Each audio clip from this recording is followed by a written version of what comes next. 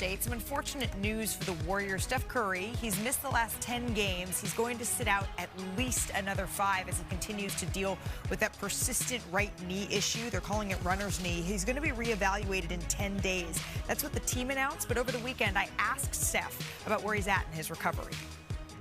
I haven't gotten on the court yet, but just trying to stay in shape, strengthen everything else around my body, knowing that at this stage, once you get back, it's kind of a full sprint to the playoffs. So once I get back on the court, it is a little bit of a pain tolerance thing, but it's just something that you don't want to have lingering because it can get worse.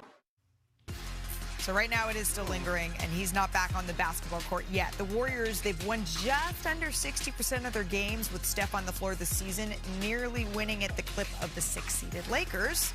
But they've won just 38% of their games without him. That's a win percentage below the Grizzlies, to put that into context. But speaking of the Lakers, don't look now. Just a game and a half out of third. A big win for them on the second night of a back-to-back where their guys played. Yes, it was against the Kings. We're not going to talk about that part. We're going to show you the Lakers' energy. Early first quarter, the Lakers up 8-2, diving on the floor. It's Marcus Smart trying to secure it, throwing it ahead. He dives. He gets it.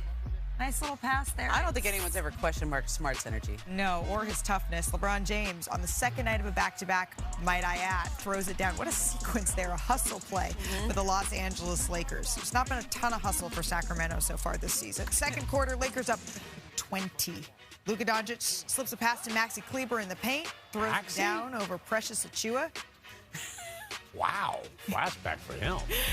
Luka falls, loses the handle. Don't worry, he still gets 3 to go. Unbelievable shot. How did he not travel? That's amazing. They're up by 24 at this point. By the way, did this all in front of Novak Djokovic, one of his heroes. Yep. Smart picks off the Malik Monk pass, finds LeBron in transition. Lakers go on to win this one big, 128-104. Skip to Malou. And a nice little hug there from Novak afterwards.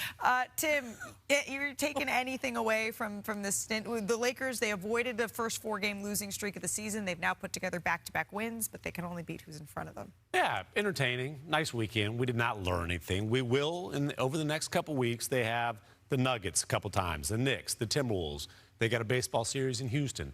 We're going to learn whether the Lakers are any sort of a threat over these next 2+ weeks. They're in the middle of a stretch where they're playing 7 of their next 8 games at home. That was one of those 7. They haven't been great at home. Luka told me over the weekend they've got to get better there. They've got to protect home. News is our senior insider, Shams Charania, who has more out of Milwaukee. Shams, what more can you tell us about Giannis?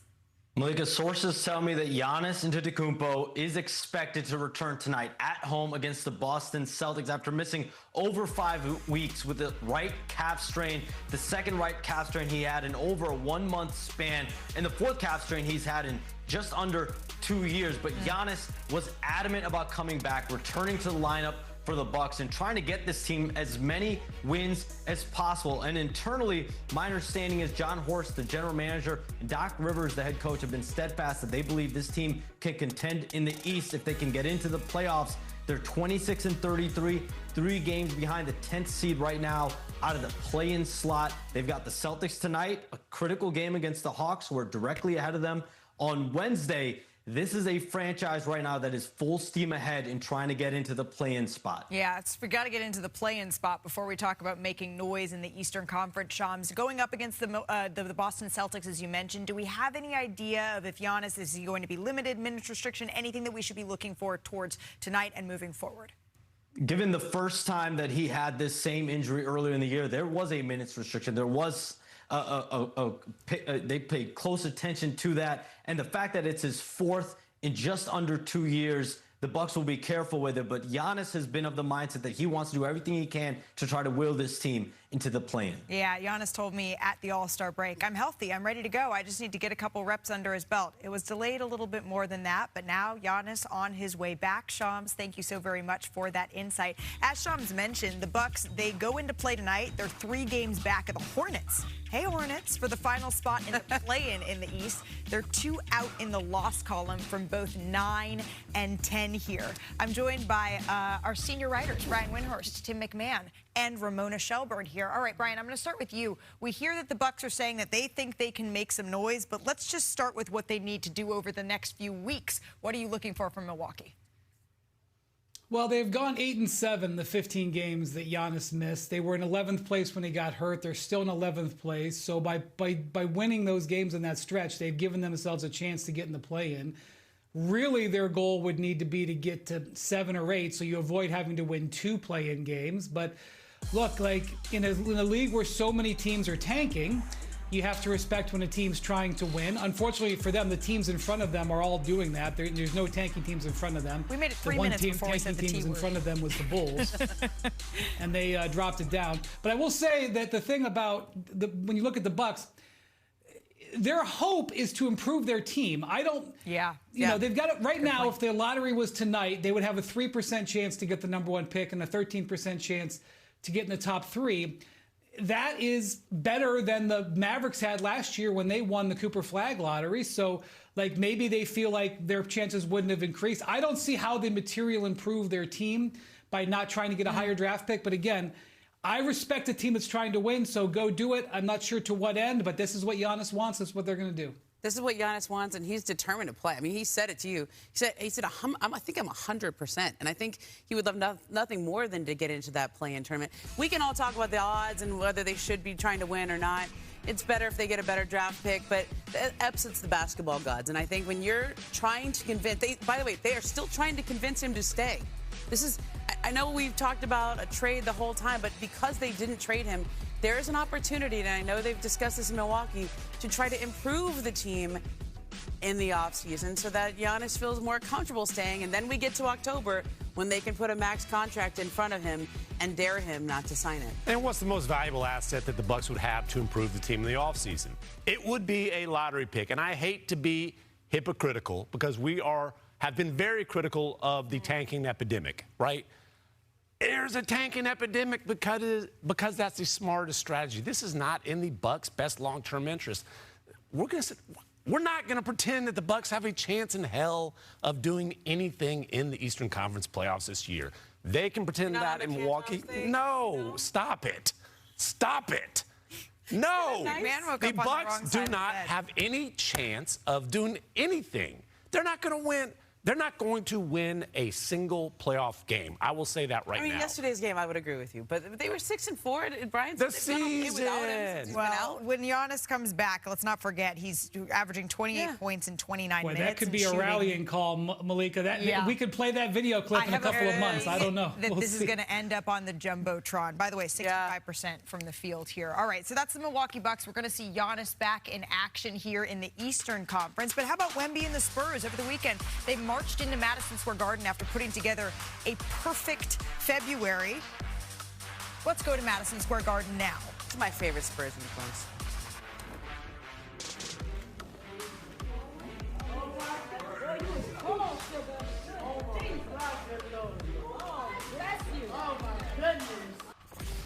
You are tall, Sugar. That was the welcome that Wemby got in Madison Square Garden, and this is the welcome he gave back. An exclamation mark. Wemby imposing his will early there with the slam. And then a minute left in the first quarter here. Jalen Brunson, look at him. He baits Dylan Harper into jumping. He can't jump. He gets the shot to go plus the foul. Brunson putting in work on the rookie. And then the next Knicks possession, Brunson pulls, bottoms on the 3. The Brunson burner officially firing.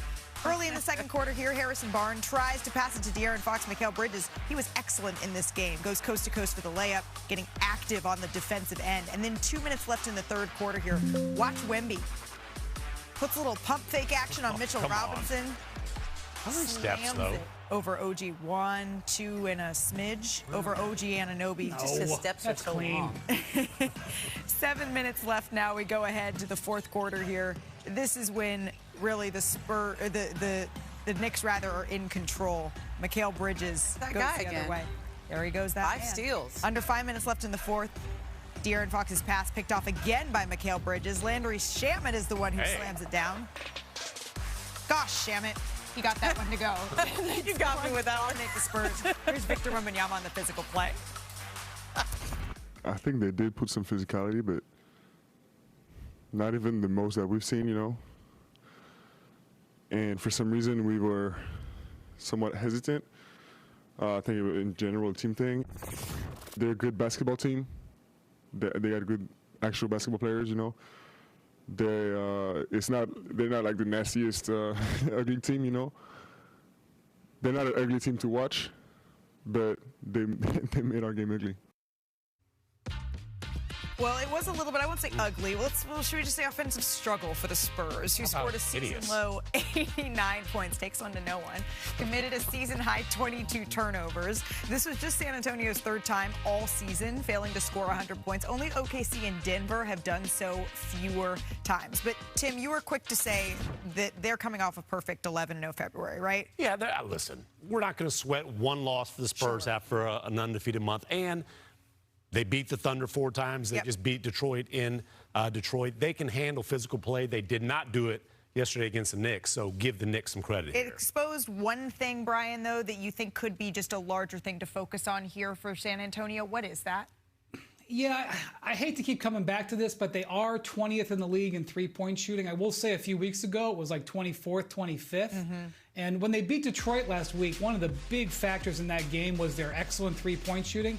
In this game, they were terrible. They were 9 of 35 or something like that. And, you know, when you're already having a tough offensive night, when you're relying on those threes, it's going to be an issue. They have improved. I'm just saying, when we get to the postseason, the teams that, when they set up their game plans against San Antonio, they're going to try to get them to shoot threes. Right. And that is going to be a trap. And either they're going to overcome that or it's going to end up being something they fall into. That's going to be one of the things we're going to be watching. They fell into that trap, settling for threes on a Sunday afternoon in Garden. That sometimes those games happen. But credit to the Knicks, as you mentioned, Tim. They've been the #1 ranked defense over the last 6 weeks, Ramona. What stood out to you from this one? Look, I think Karl-Anthony Towns, I mean, he's not going to win any Defensive Player of the Year awards, right? But he did a decent job on Wemby in the same way that he did against Joker when he was back in Minnesota and they played in that playoff series. I thought he contained him. He made it so that he wasn't this dominant force. And you saw, look, he's working. He's making a tough shot right there. I thought Karl Towns' defense in this game, we can talk about Mikal Bridges, 25 points, 5 threes, 5 steals, 5 rebounds, almost worth those 5 first-round picks. But Karl Towns' defense, you got to give him credit. If you're gonna poke fun at him for his bad games, you got to give him flowers for good games. And look, there have been times this season where the Knicks' toughness has come into question. This was a tough win. You just saw the numbers they've been putting up defensively, you know, over the, what is that? That's almost a quarter of the season. So the Knicks, I'm sure they heard the critic. And by the way, the criticism was coming from inside, too, from their own coaching staff.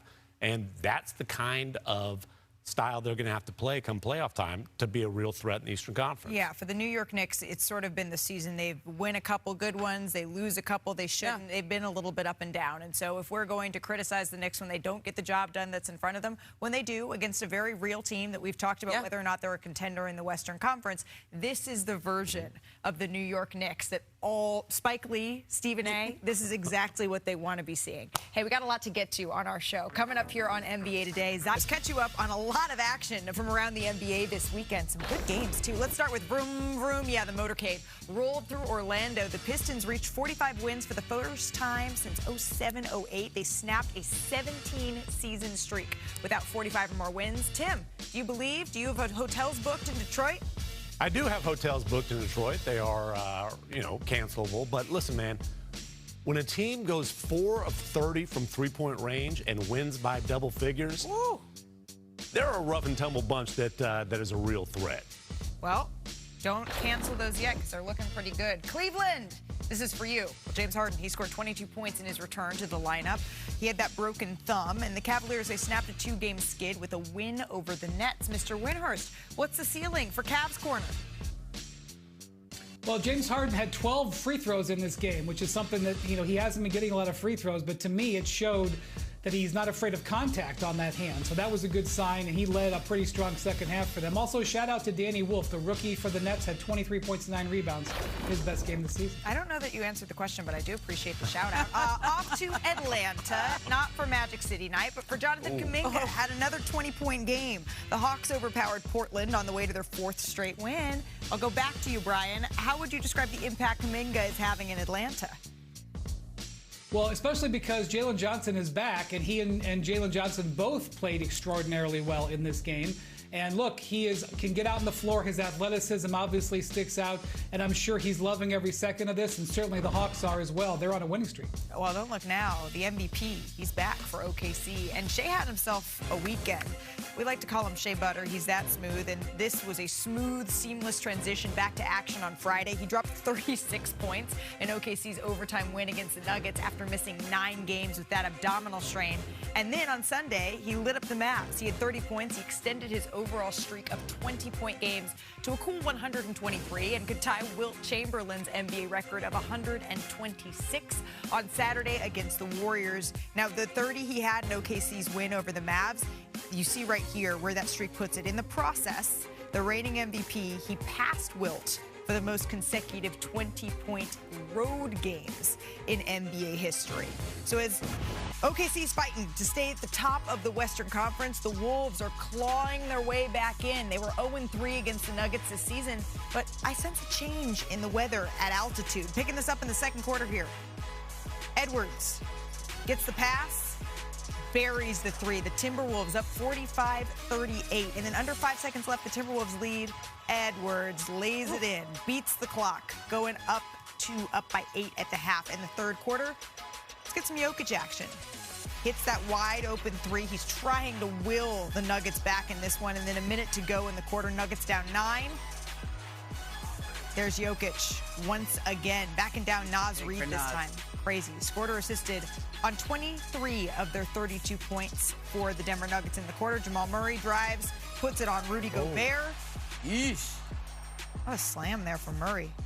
Putting the former Defensive Player of the Year on a poster. So the Nuggets down by 10 at this point. Yep, there it is. Picture perfect. Just over 6 minutes to play. The Timberwolves up 106-96 now when we go ahead here. Edwards pulls up. Yeah, this will ice the game right there. Ant feeling it. He finished with 21 points. The Wolves go on to win 117-108. Here's Ant with Katie George after the game. The last 2 seasons, you guys have been to the Western Conference Finals as a 3 and a 6 seed. How important is it being a top 4 seed to you guys? Super important, man. We don't want to be in a play-in because we want the week of work, of training and watching film and development. And we want home court advantage. I mean, I don't think we had home court advantage. We did my first time going to the Western Conference Finals versus Phoenix, but we want it again. Well, best of luck in doing so. Thank you. The Wolves have won 11 of their last 15 games, right? That's tied for the 6th best record in the NBA in that span. That includes some pretty good wins. They've gotten the Thunder, they've gotten the Nuggets, and yeah, they weren't fully healthy, but you got to beat who's in front of you. So, Brian, what makes this Timberwolves team so dangerous? Yeah, I think if you look at some of the teams that I would say are in the middle of the West, basically outside of San Antonio and Oklahoma City, all of those teams have some flaws. You look at Houston, they're not a strong offensive team. You look at Denver, they've been weak defensively. The Lakers, weak defensively. The Wolves, they are strong at both ends of the court. And that's really their case for why they can get back to the conference finals, is because they can do it at both ends. They also have a closer in Ant Edwards. And for whatever people want to say about Rudy Gobert, and they dunk on him, and he gets suspended for flagrant fouls, and he says stuff that upsets his teammates, the data isn't unequivocal.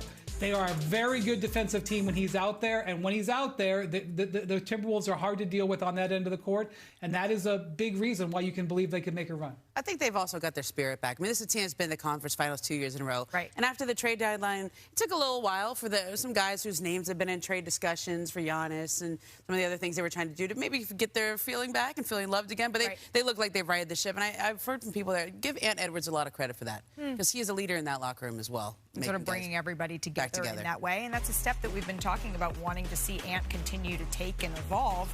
And we're seeing that now. But the bar, as you mentioned, Ramona, is they've gone to back-to-back conference finals. And so it's getting past that point.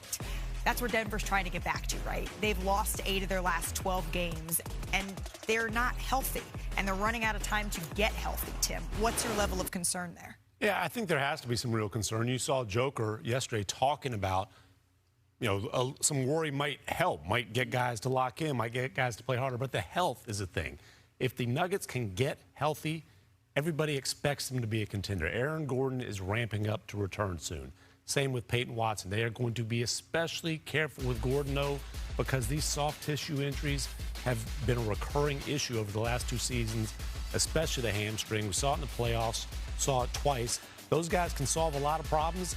They don't necessarily get Joker healthy, though. That's also a concern. Yeah, Cam Johnson's been hurt, too. He had a knee thing, they had an ankle thing. He hasn't been playing very well. So I just think they're thin right now. But if they get those guys back, I don't have that level of concern for them. Every game I see them in, they seem like they're in it. Well, but when I was talking to David Adelman, Brian, he told me that they want to get 15 games together. That's their ideal. And right now, they're sitting at 10. And by the way, they're 8-2 in those games, but they are running out of time. If you're not concerned for them whole, there's concern that they're not going to get there, maybe. Yeah, and now they've got Cam Johnson potentially missing some time with the ankle, as Ramona said. And he made an admission yesterday, David Adelman, that sort of illustrates where this team is. As you can imagine, with Jamal Murray and Nikola Jokic, they try to play them together as much as they can because they're a killer duo on the court. Absolutely. They're going to have to change their rotation up a little bit and have one of them on the court basically at all times, according to Adelman, because the rest of the group is not carrying. And that is an indication of them leaning away from what they want to be. So this is a team that's fighting through it. But again, if they get their whole team together, I realize it's a big if, but they are very formidable at full health. Yeah, it's interesting. Adelman also said that he hasn't shown the entire group until they got past the All-Star break their full record in the standings and where they stand, because he feels like he's coaching sort of a different group for this Nuggets team every night, and they have to get healthy in order for them to make it to their full potential. Since we're talking about health, you know, whatever this team needs me to do to win, I'm going to do it.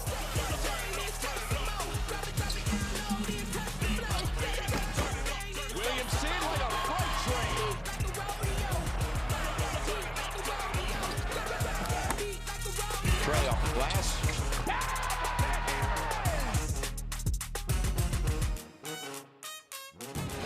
there are 85 players in NBA history averaging 20 points a game for their career. Zion Williamson's 59% field goal percentage is the highest of any of them. Yeah, that means beating out monsters in the interior like Shaq, like Jokic, like Kareem. And how lucky are we? Zion Williamson joins us now in studio, his first one-on-one interview in several years. Zion, welcome to NBA Today. Thank you for having me. We really appreciate it. Before last night, Zion, you had played in a consecutive streak of 35 straight games. That's the longest in your career. And I got to tell you, it was really a joy to watch. How much fun are you having right now? I'm having a lot of fun right now. Just being able to get up and know that I can just go play free in NBA games and not have to worry about injuries and stuff like that, because me and my trainer have just been putting in a lot of work. Yeah, and we're seeing that work right now. I know we mentioned the ankle injury, but this is something that's short term, right? How quickly do you expect to be back on the floor? I expect to be back tomorrow against the Lakers. All right, tomorrow against the Lakers. I think, you know, before the season got underway, you said that this is the healthiest that you have been since high school, since maybe even Duke, and I see you smiling. Now we have a third of the season to go. Do you still feel that way? I do still feel that way. And when I said that, it was not just from a point of athleticism, but just from being able to go out there and know I can play 30-plus minutes a night and not have to worry about an injury coming down the road or something. It's just, I'm very mobile, and I feel free. You keep saying that word free, and we're seeing, and the smile that you're giving us right now, I see that, I feel that, and I think back to the best basketball I think I've watched you play. I think it was probably 2024, right? You played 70 games, and then we get to the play-in game, and you were flying. I mean, you had 40 points in that game before you went out with a hamstring injury. Where do you think you played your best basketball? Man, that's a good question. I feel like I've had different stints. First, second year, I feel like I had good runs. My fourth year, when I made the All-Star game. But that year where I played 70 games, that was the most games I played in the season. But I think my development and growth throughout the year, I got better as the season went on. Yeah. And it was dope for a chance to be able to just be out there with my guys for 70 games, just experience road trips and not have to be rehabbing the whole time or something. So it was definitely a great experience, but I would go my fourth year. I would say my fourth year and my fifth year. Fourth and fifth year. How close do you feel to that best basketball standard now? When I say the best, we were winning. I I feel like when you're winning, it just benefits not just yourself, but it benefits the whole team. Yeah. So when you're not winning, it just, even if you're putting up decent numbers, it just doesn't feel like your best because you're not winning games. Right, you're still trying to put it all together. You mentioned you're working with a new trainer. What have you changed maybe in your diet, in your routine, in your training that has allowed you to put together this streak of 35 games? I mean, just the consistency of staying on top of all the small things. You know, we always do treatment every day. The things we work on. Really, it's a big reason why, like, when I say the word free, like, I'm mobile. Like, my muscles aren't tight. Like, I feel loose. And when I'm on the court, there are times where I'll get subbed out, and I'll look at my coach like, do I have to come out the game right now? And I think that's the point where I'm, like, having fun with it because I don't want to come out the game. There are times where I'm like, I really don't want to come out the game because I don't feel tired, and it just feels good to be on the court. Can you contrast that, Zion, to before? You're saying, I don't feel tired. I'm not raising my hand to come out of the game. Were there times where maybe you had to?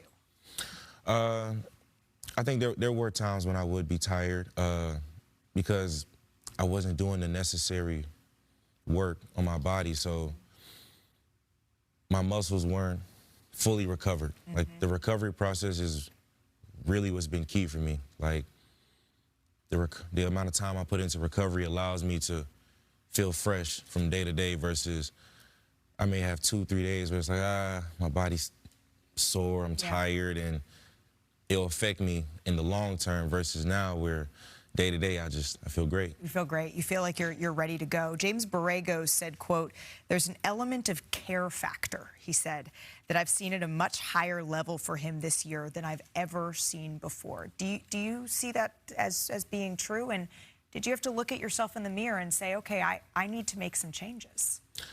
I do see that. That's a part of the recovery process thing. Yeah. And yeah, I did look in the mirror. It was, am I doing what I need to do to stay on the court? Even if I felt like I was doing enough, there was more I could be doing. And with my trainer, Chris, he's always put me on game to different things, different recovery methods, and it's been yielding positive results. Yeah, it certainly has. Zion, you're only 25, right? You're 25 years old. You've given fans some of the get out of your chair, high-flying, incredible highlights over the years. It's been awesome to watch. And then you get one of those highs, and it's met with, afterwards, you missing significant time with injury. And with that has come a lot of criticism. It's even come within these walls on this network. What's been the hardest criticism of your game, of your availability, of your weight, of your fitness for you to hear? I mean, there are pros and cons to being in a certain position. Critics come with the territory. The part that would get at me the most is the people saying that I didn't care. And I care a lot. I really care. And when you're not on the court and you have to just sit on the sideline,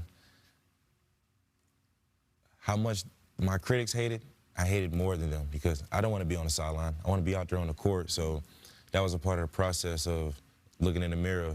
Am I doing enough? Am I really doing what I need to do? So going through all those injuries, missing lots of time because of it, it did a lot on my mental. But it also helped me grow as a pro. So I would say it's a blessing in disguise when you're looking at stuff like that, just trying to stay positive. I appreciate your perspective on that. Do you think that you got a fair shot? I try not to view it like that. Okay. I'm more of a, master your own fate kind of person. So I'm going to control what I can control. And if I can make it happen, I'm going to make it happen. Invictus, I am the captain of my fate. I am the master of my soul. How steadfast is your belief now that you are still that franchise cornerstone piece? I have the ultimate belief in myself. Yeah. Now, it's just going out there and making it happen. Like, if you don't make it happen, words only mean so much. So I have the confidence in myself. Like, I really believe in myself. So I just got to go out there and make it happen. I feel that belief from you. And when you first were drafted, you had the famous line in the white suit to the city of New Orleans when you said, okay. What'd you say? Said, let's dance. Let's dance. And 7 years later, that tango is still continuing. Not just a franchise cornerstone, period. But what does it mean to you, and what do you want to reavow to New Orleans to be their franchise cornerstone? New Orleans is home for me. I know people hear rumors, hear different things, but New Orleans is home for me. Like in the offseason, I stay in New Orleans and just move around the city, just getting to learn more about the culture. I've made a lot of friends there, and New Orleans, I know I'm saying a lot, but New Orleans is really home for me, so I want to do what I can to help New Orleans win. Yeah. So, because if you can win a championship in New Orleans, I mean, if you look at the impact Drew Brees had with winning the Super Bowl, you're forever. And who doesn't want to be forever? Absolutely. And so for you, New Orleans that is where you are, that is where you're focused. But as you said, this season has been taxing for you all. You are finally starting to get healthy. You're starting to string together what you think this lineup of the future can look like. Where do you see this group? Because there's not a lot of outside options to improve. You guys are going to be improving from within. Where do you guys see the next steps? Right now, we're just building habits, building our own identity. Because, like you said, we've dealt with injuries, coaches changes. We just dealt with a lot, and even despite all that, our energy is still high.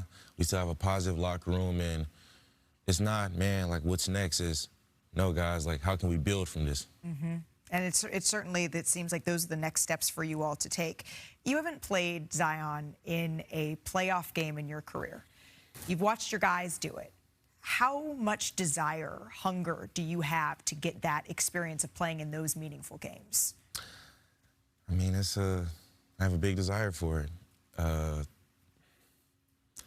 did have the opportunity to watch my teammates play against the Suns in a playoff series a few years ago, and even though I wasn't playing, the environment that the playoff series brought, like, especially in our home arena in New Orleans, the energy was electric. Like, it was loud. Nothing like it. Like, just the thrill of even being in the arena, and it is something that I'm very much working towards. And it's not just the Pelicans, right, who are evaluating their talent, their franchise cornerstones of who could be the next guy. The Olympic team, Team USA, is doing that as well, and we're only a couple of years away from the 2028 Olympics. Is that a goal you have, is to play for Team USA, to represent your country? It's definitely a goal for me, and it'd be a huge honor to represent my country in the Olympics. But that goes back to, I just got to make it happen. Yeah. Like, I can sit here and talk, but, I got to go out there and earn my spot and show them why I feel like I deserve a spot. It seems like the motto of that I'm getting from you right now is the joy that you're playing with, and all right, enough talking. Now I just have to make it happen. The reason I think that you did this interview is because you wanted to tell your side of these last couple of years. So can you tell me, Zion, the most difficult point with all the injuries and the highest point that you've experienced? I would say the most difficult point was when I missed my third year with a broken foot. And, there's a lot of criticism on my weight, my care for the game, etc. But the whole time I'm looking at a doctor, and the doctor's telling me, yeah, we're going to perform this surgery, but if this surgery doesn't work, we really don't know the next step. Yeah. So while people are saying what they're saying, and everybody's entitled to their own opinion, it is what it is. I'm in Portland rehabbing, not knowing if my foot's going to heal. I'm sorry. And it was frustrating. It was very frustrating, but I was low. I was really low because I just wanted to play basketball. I just wanted to play the game I love, but every time you turn the TV on, every time I checked my phone, it was nothing but negative criticism, man.